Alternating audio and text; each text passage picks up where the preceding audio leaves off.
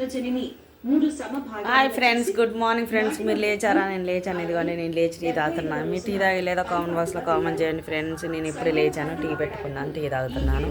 ఇవి ఇంకా లేచారో లేదో కామెంట్ బాక్స్లో కామెంట్ చేయండి. టీ తాగి లేదో కామెంట్ బాక్స్లో కామెంట్ చేయండి.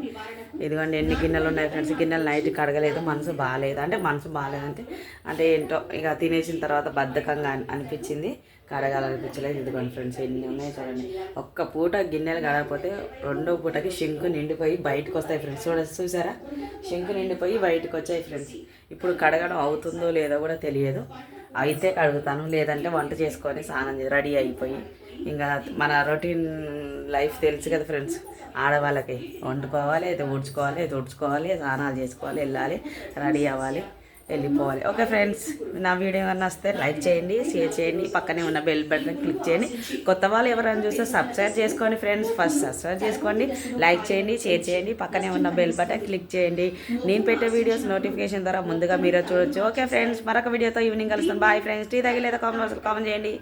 కాపు దశలు కాయలకు రంధ్రాలు ఏర్పడి